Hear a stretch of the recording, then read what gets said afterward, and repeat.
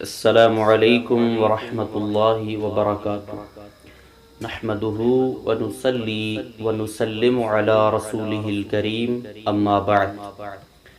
معزز سامعین و ناظرین، محرم الحرام ان مہینوں میں سے ایک مہینہ ہے جسے رسول اللہ صلی اللہ علیہ وسلم نے حرمت والے مہینوں میں سے ایک مہینہ قرار دیا ہے، اور حرمت والے مہینے کا مطلب یہ ہے کہ اللہ رب العزت کے ہاں اس کی حرمت اور ادب و احترام بہت زیادہ ہے۔ قرآن مجید میں اللہ رب العزت نے فرمایا فَلَا تَظْلِمُوا فِيهِنَّ أَنفُسَكُمْ، کہ ان مہینوں میں اپنی جانوں پر ظلم نہیں کرنا۔ مفسرین نے اس کی تفسیر لکھتے ہوئے یہ بھی لکھا ہے کہ ظلم سے مراد یہ بھی ہے کہ انسان اللہ رب العزت کی نافرمانی ان مہینوں کے اندر نہ کرے اور نیک اعمال زیادہ سے زیادہ کرے۔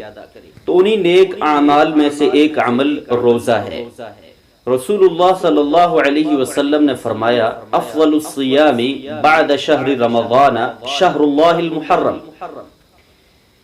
کہ رمضان المبارک کے بعد افضل ترین روزے محرم الحرام کے روزے ہیں، بالخصوص یوم عاشوراء کا روزہ، جس کے بارے میں رسول اللہ صلی اللہ علیہ وسلم نے فرمایا یکفر السنۃ الماضیہ، یہ گزشتہ ایک سال کے گناہوں کے لیے کفارہ بن جاتا ہے۔ تو اس روزے کا بالخصوص اہتمام کرنا چاہیے۔ اب رسول اللہ صلی اللہ علیہ وسلم نے یہ 10 محرم الحرام کا روزہ رکھا تھا۔ مدینہ کے اندر آپ گئے تو وہاں بھی آپ نے یہی روزہ رکھا۔ تو مدینہ میں جو یہود تھے وہ بھی اس دن کی تعظیم کرتے تھے۔ تو صحابہ نے یہ سوال کیا کہ اللہ کے نبی، ہر معاملے کے اندر ہمیں یہود کی مخالفت کا حکم ہے، تو کیا اس میں ہم یہود کی مخالفت نہ کریں؟ تو اللہ کے نبی علیہ الصلوۃ والسلام نے فرمایا لئن بقیت الی قابل لاصومن التاسع، کہ اگر میں آئندہ سال تک زندہ رہا تو میں 9 کا روزہ رکھوں گا۔ اب رسول اللہ صلی اللہ علیہ وسلم نے اپنی زندگی میں 10 کا رکھا، لیکن زندگی کے آخری ایام میں یا جب آخری مرتبہ محرم آیا تو آپ نے کہا کہ میں آئندہ سال 9 کا روزہ رکھوں گا۔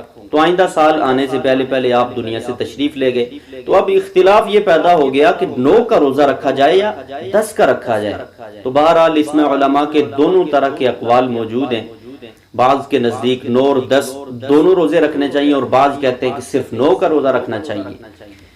ایک بہت ہی اچھی بات جو حافظ ابن حجر اور امام ابن القیم رحمہم اللہ نے بھی لکھی ہے، وہ سمجھ میں آتی ہے، میرا خیال ہے اگر اس پر عمل کر لیا جائے تو بہت بہتر ہوتا ہے۔